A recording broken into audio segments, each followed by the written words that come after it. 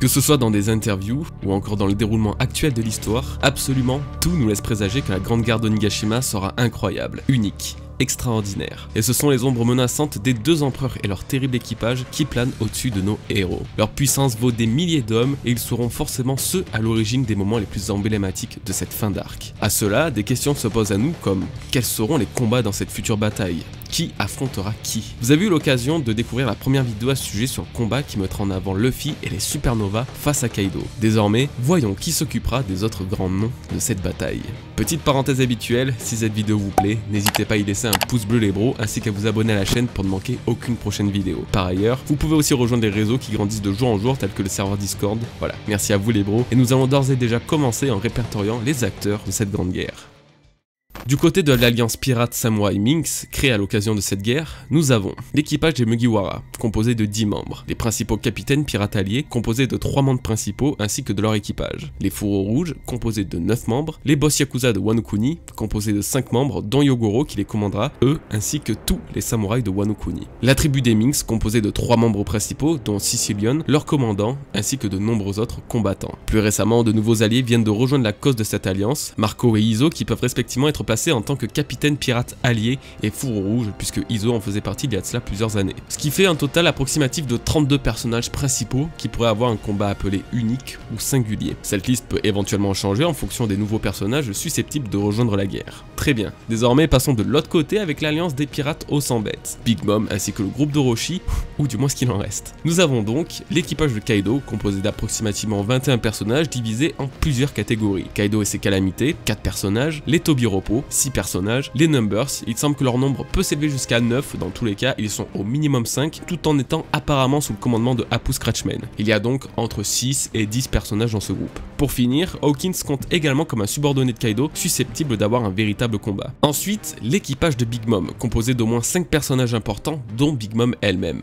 Et enfin, le groupe d'Orochi, composé d'approximativement 18 personnages, divisés en plusieurs groupes. Les Oniwaban, 12 ninjas dirigés par Fukurokuju, le Mimawarigumi, un minimum de 5 samouraïs, et concernant Orochi, eh bien, c'est assez difficile de se prononcer sur son futur malgré tout pour des raisons évidentes. On verra ça plus tard. Au final, cela fait un total de 44 personnages principaux qui pourraient offrir un combat aux protagonistes. Bien entendu, le chiffre est bien supérieur à celui de l'Alliance autour de Luffy. Mention spéciale pour Yamato, l'enfant de Kaido. Récemment, nous avons compris que ses intentions semblent aller bien en faveur des Mugiwara, donc on peut le compter comme allié. L'équipage de Big Mom me pose également un problème vu qu'ils ne sont pas encore apparus, on en parlera malgré tout vite fait en fin de vidéo. Bon, les bases sont posées, ça aura mis du temps, mais au moins toutes les forces ont plus ou moins été comptées. Il se peut évidemment qu'il y ait des erreurs, et d'ailleurs c'est même sans doute le cas, mais le but était d'englober les personnages susceptibles d'avoir un combat digne de ce nom pour finalement théoriser sur qui pourrait affronter qui. C'est d'ailleurs le sujet de cette nouvelle partie, nous y sommes enfin, quels seront les combats durant cette incroyable bataille. Je vais sélectionner des personnages, antagonistes et protagonistes, qui pourraient nous offrir un affrontement à la hauteur de nos attentes avec un ou plusieurs scénarios. Tous les personnages ne seront pas analysés car cela prendrait évidemment un temps monstrueux sans pour autant arriver à un résultat concluant. Toute cette vidéo a déjà été écrite bien avant les événements du chapitre 986 et 987. En effet, jamais une seule seconde je n'aurais imaginé que les 9 fourreaux rouges auraient lancé un assaut directement sur Kaido. Même si actuellement ils sont occupés face à lui, je reste convaincu que Kaido ne sera pas leur seul et unique combat. Et vous allez découvrir par la suite quel autre combat j'avais imaginé pour les 9 fourreaux rouges. C'est le groupe d'Orochi qui ouvre le bal. Le groupe d'Orochi ayant donc rejoint celui de Kaido, se compose principalement des Oniwaban et du Mimawarigumi. Des personnages particulièrement secondaires qui, vu leur puissance, risquent fortement de ne pas avoir chacun un combat spécifique. Raizo et Shinobu étant les seuls véritables ninjas des Kozuki, les adversaires qui leur conviendront au mieux sont bien évidemment les Oniwaban d'Orochi, commandés par Fukurokuju. L'intérêt d'un tel combat entre eux est simple, Raizo, Shinobu et Fukurokuju ont un passé commun. Fukurokuju est le chef des Oniwaban depuis leur création qui remonte déjà à l'époque d'Oden. Étant une unité de ninja, Raizo et Shinobu étaient tout naturellement membres de cette dernière. D'autant plus que dans le chapitre 948, quand les sbires de Queen à la prison d'Udon découvrent le visage de Raizo, ils le surnomment le rival ninja de Fukurokuju, confirmant d'autant plus leur éventuel affrontement. Un combat exclusivement porté sur les ninjas serait alors plus judicieux que de les faire affronter d'autres adversaires. Oda aurait alors l'occasion ici de réaliser un fantasme qui est de faire un combat digne de ce nom opposant sont ninja contre ninja. Et une fois encore, ces deux fourreaux rouges ont des ennemis totalement adaptés à leur style de combat. Pour le reste des Oniwaban, Nico Robin et Nami pourraient aussi participer. Robin puisqu'elle a déjà eu un contact avec eux durant le banquet du Shogun, et Nami car en plus d'avoir travaillé avec Shinobu et d'avoir croisé Hanzo, un Oniwaban, elle porte la tenue typique des Konoichi, les femmes ninja. Concernant le Mima Warigumi, ils sont la police samouraï d'Orochi. Le plus adapté face à eux seraient simplement les partisans du clan Kozuki, ainsi que les adeptes du clan de Denjiro qu'il a recruté. Quoi qu'il en soit, que ce soit contre les Oniwaban ou le Mima Warigumi, les Yakuza et les divers samouraïs ralliés à la cause des Kozuki seraient largement suffisants tout en apportant la bonne égalité numérique. On clôt le groupe d'Orochi avec Kanjuro, évidemment. Attention, je prends l'hypothèse qu'il n'est pas mort. Pour moi, il s'agit que d'un acteur et je le vois mal mourir comme Oda l'a réellement fait. Mais ça, l'avenir nous le dira une fois encore et il s'agit d'une autre théorie. Le chef des fourreaux, Kinemon, pourrait s'occuper de plusieurs ennemis emblématiques, mais personne ne serait aussi destiné à affronter Kanjuro. Lui qui devait être un frère depuis plusieurs dizaines d'années, a trahi ses amis et sa famille. Kinemon est considéré à juste titre par Orochi comme le chef des fourreaux rouges suite à la mort de leur maître. Par conséquent, qui d'autre correspondrait mieux que lui pour affronter celui qui est à l'origine de toute la peine des Kozuki et de Wano Kuni. De plus, ce sont tous deux des samouraïs, ce qui profite parfaitement à un combat dans l'esprit de Wano Kuni et d'une grande symbolique pour l'histoire des Kozuki. Personnellement, j'ai du mal à imaginer que quelqu'un d'autre que Kinemon puisse affronter et vaincre le traître de ce clan si glorieux. Leur puissance est censée être plus ou moins égale, rendant le combat encore plus légitime. En tout cas, un fourreau rouge est le mieux placé pour affronter celui qui les a trahis.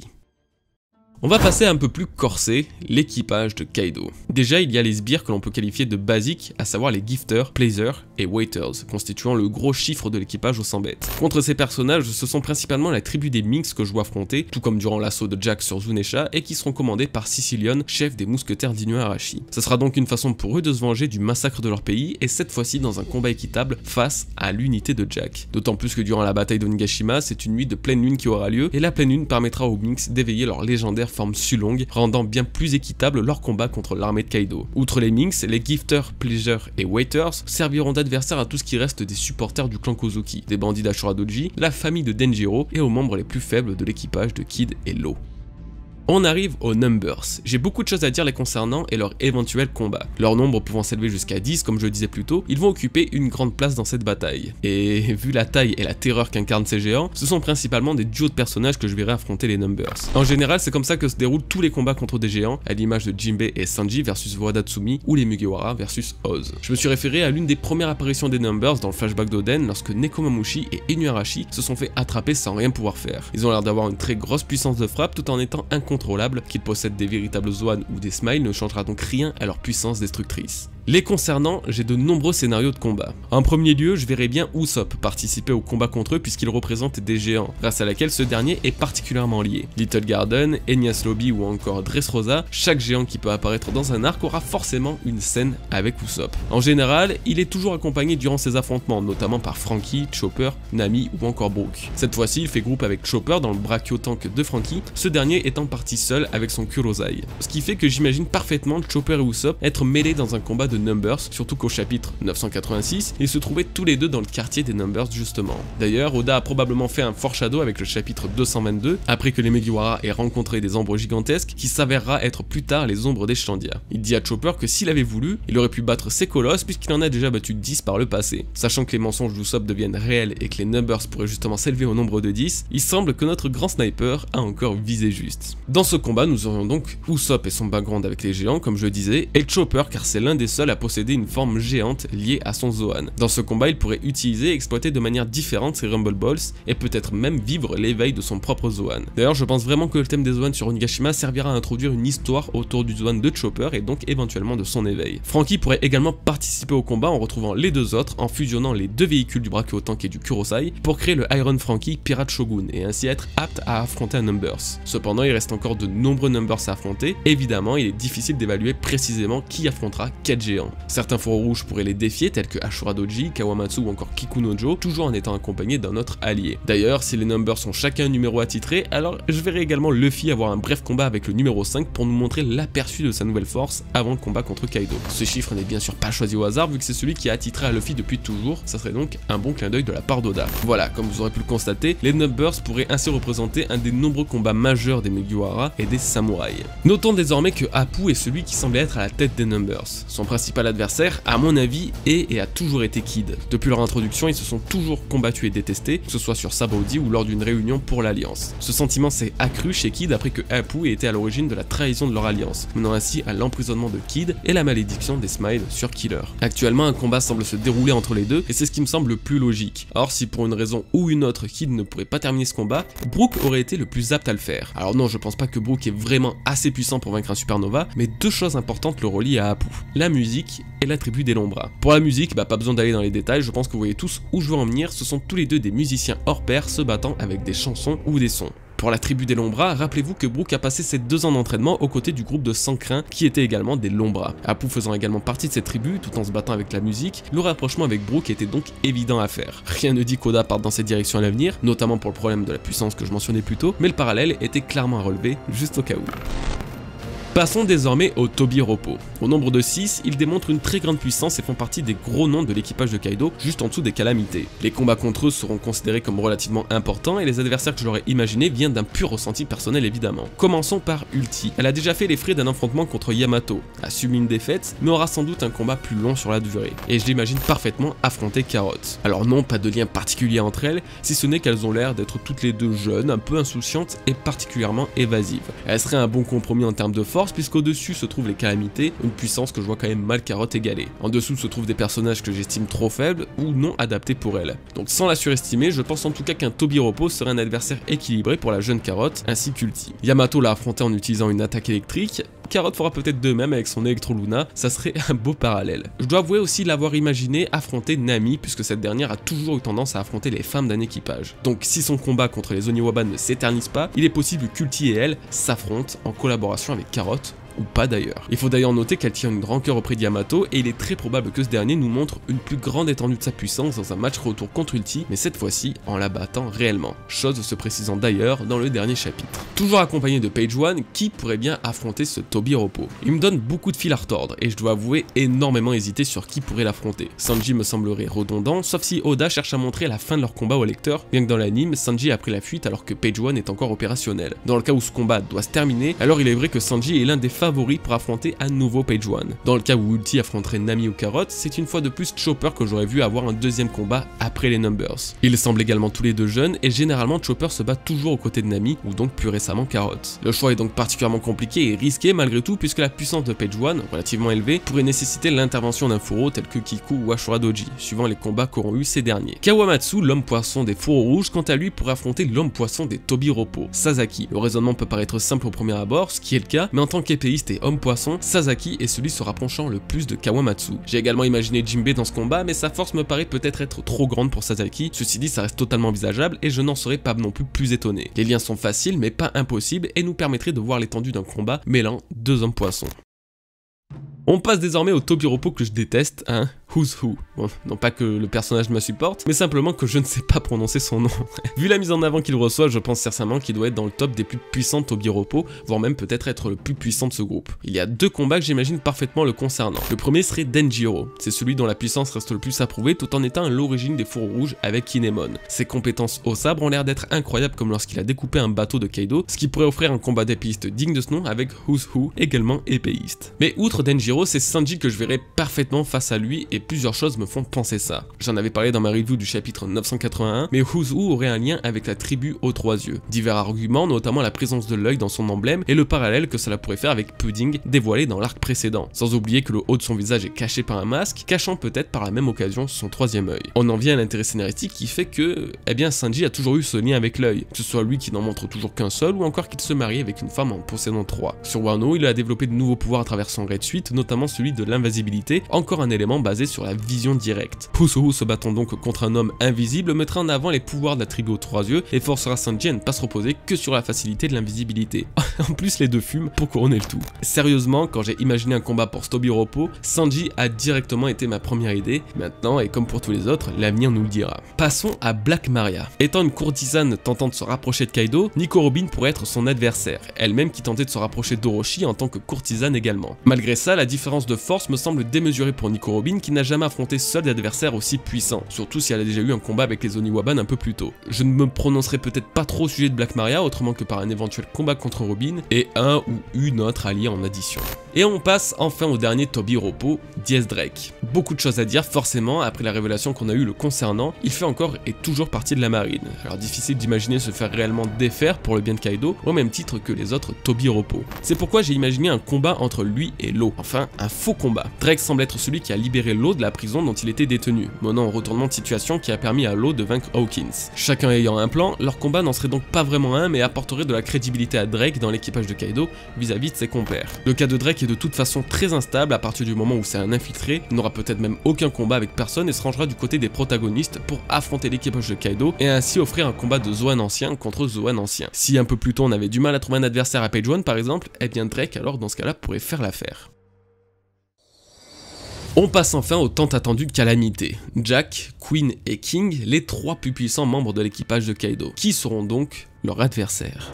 Commençons par Jack. Inuarashi et Nekomamushi sont donc pour moi ceux qui se battront contre Jack. À l'époque, ils prenaient le relais lorsque ce dernier avait assiégé Zunesha, mais aujourd'hui la guerre est totalement différente. La pleine lune va se lever, leur forme Sulong va s'éveiller, et cette fois-ci la douleur et la colère des Minks pourra s'apaiser à travers un affrontement fatidique. Je pense que le combat sera donc en 2 contre 1, leur puissance respective d'Inuarashi et Nekomamushi étant diminuée après la perte d'un bras et d'une jambe. En tout cas, Nekomamushi me semble être celui qui affrontera Jack, même si Inuarashi ne le suit pas, car comme lui-même l'a dit, je me souviendrai de toi même après la mort et jusqu'au jour où tu succomberas par la malédiction du chat. Ils ont donc une revanche à prendre et un combat à offrir que personne d'autre que ces deux Minks ne pourrait aussi bien représenter. J'aurais aimé encore plus en parler, mais je crois avoir déjà tout dit à leur sujet. Continuons avec Queen désormais. Ça devient un peu compliqué car j'imagine de nombreux scénarios le concernant, entre 3 et 4 précisément. Pour placer un contexte autour de Queen, il faut prendre en compte qu'il était à l'origine de la souffrance de nombreux protagonistes en étant le directeur de la prison d'Udon et celui en charge de briser les esprits. Ainsi, il a potentiellement de nombreux adversaires qui lui sont destinés. Les premiers sont le duo Kid et Killer. Kid a été emprisonné et maltraité par Queen qui aura essayé de briser son esprit, ça serait logique donc qu'il prenne sa revanche. De plus, tous les deux semblent avoir un lien avec le bricolage et les pièces mécaniques, notamment avec leurs bras respectifs modifiés. Queen aura aussi fait subir aux deux Nakama le Tsurushi,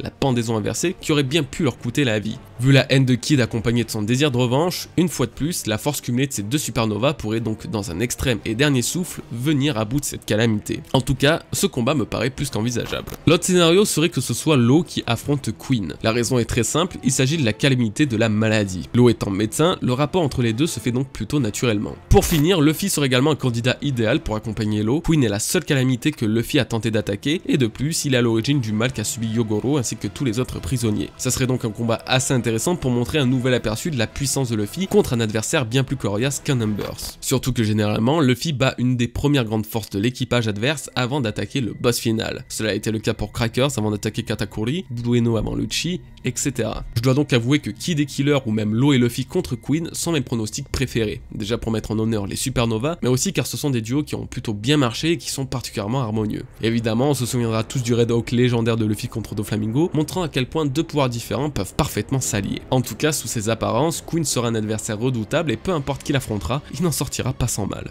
On en vient enfin à l'un des plus attendus, celui qui, dans la communauté, a déjà son adversaire destiné, King l'Incendie. Également, plusieurs combats sont envisageables concernant car de nombreux adversaires lui sied à merveille. Et on commence directement avec Marco. Forcément, c'est l'adversaire littéralement parfait de King. Ils symbolisent tous les deux un commandant de Yonko dont leur force est censée être à un niveau assez similaire. La différence est en tout cas beaucoup moins notable. Mais plus que tout, leurs pouvoirs sont également très semblables. Marco a un Zoan mythique du Phénix, King a un Zoan antique du Pteranodon, un combat qui pourrait donc autant se dérouler sur Terre que dans les airs. Le lien avec le feu est également à faire puisque c'est un élément récurrent chez ces deux personnages. Je dois avouer ne pas voir de meilleurs adversaires pour l'un et l'autre, ça se passe de commentaires tant la logique de ce combat est quasiment incontestable. Cependant, je ne peux m'empêcher de chercher à proposer un autre scénario, un autre combattant affrontant King. Vous devez déjà vous en douter, tout le monde en a déjà parlé, Zoro serait l'adversaire de King. Alors est-ce un désir de fan totalement incohérent?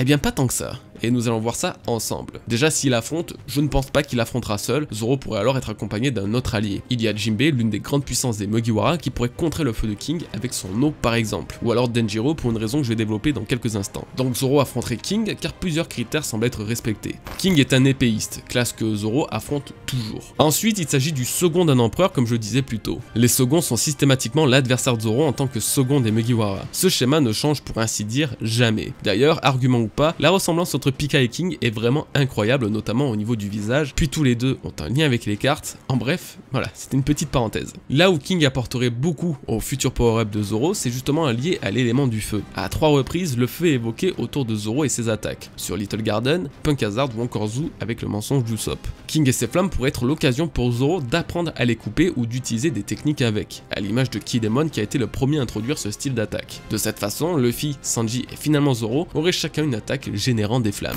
Ok, maintenant voyons en quoi Denjiro serait celui qui l'accompagnera dans ce combat. Eh bien, lui et Zoro ont un drôle de lien. Ils se sont affrontés lors de l'exécution de Tonoyasu et ont également tous les deux eu le rôle de protecteur d'Iori. Denjiro a changé de visage après s'être isolé dans le sanctuaire d'Enma, qui, je vous le rappelle, est la lame que Zoro a acquis par Iori justement. Mais là où c'est le plus intriguant, c'est qu'Oda semble s'être inspiré de l'acteur Denjiro Okoshi et du personnage Tange Sazen qu'il incarnait pour le physique de Zoro après l'ellipse. Un samouraï ayant perdu son œil, possédant désormais une cicatrice verticale. Ça vaut ce que ça vaut, personnellement je trouve ce cumul d'indices vraiment important et à prendre en compte dans le cas de cette vidéo, qui se veut chercher des combats entre personnages liés. Concernant les combats de King, j'ai dit tout ce que je voulais à dire. J'ai essayé de chercher des éléments collants à l'histoire et à ce que Oda avait l'habitude de faire. On verra dans quelques chapitres si je me prends un stop ou pas. Nous allons conclure cette vidéo sur l'équipage de Big Mom, et je dois dire que c'est sans doute la partie où j'ai le moins de certitude. En étant franc à 100% avec vous, je n'arrive pas à imaginer Big Mom et sa famille prendre part à la bataille avec le peu de force que nous avons du côté allié. Donc sauf si des pirates de Barbe Blanche ou même de Shanks le Roux débarquent, j'ai bien peur que l'effectif soit trop faible pour assurer une victoire face à 2 équipages de l'Empereur. Le problème se pose déjà face aux 2 boss, Kaido et Big Mom. Comme Luffy l'a dit sur Punk Hazard, il veut battre les 4 empereurs. Mais actuellement, en battre un seul en combat singulier est déjà un exploit que même Oda a du mal à imaginer. Alors 2... Voilà, vous pouvez le constater dans la barre du temps de la vidéo, le sujet de l'équipage de Kaido nous aura pris déjà un temps colossal, et vu mes incertitudes autour de celui de Big Mom, je choisis de ne pas développer davantage. Il y a de très grandes chances que cela change quand j'aurai un avis précis sur le sujet, et qu'on en parle dans une nouvelle vidéo, voire même en live, mais actuellement, avec les infos que nous avons, je persiste à penser que Big Mom est de trop dans cette équation, durant la bataille d'Onigashima. Battre un empereur sur Wano Kuni est totalement envisageable, et cela va sans doute arriver, mais 2 à la suite relève d'un scénario qui est contraire à ce que j'imagine. Ce serait également peut-être un peu trop de la part d'Oda de nous montrer un Luffy en galère face à Katakuri, pourtant simple commandant d'empereur. Alors si après seulement 3 à 4 semaines de délai, dont 2 semaines d'entraînement, il parvient à enchaîner 2 Yonko, ouais, je vais avouer ne pas trop approuver ce scénario. Mais cela peut arriver malgré tout, je ne suis pas Oda et il n'y a que lui qui tire les ficelles de son œuvre. En tout cas, cela explique ma position réservée vis-à-vis de Big Mom et j'espère que vous le comprendrez. Nous arrivons donc à la fin de cette vidéo les bros. Elle aura été très longue et très difficile et même si elle s'avère fausse, je suis fier d'avoir pu créer un dossier complet sur les futurs combats de la Grande Guerre d'Onigashima. Vous pouvez également à votre tour me donner votre avis au sujet de cette vidéo ou même développer certaines parties que je n'ai pas fait, ainsi dans un futur live on en reparlera tous ensemble. Nous concernant, on se retrouve bientôt pour une prochaine vidéo. En attendant, portez-vous bien les bros, peace.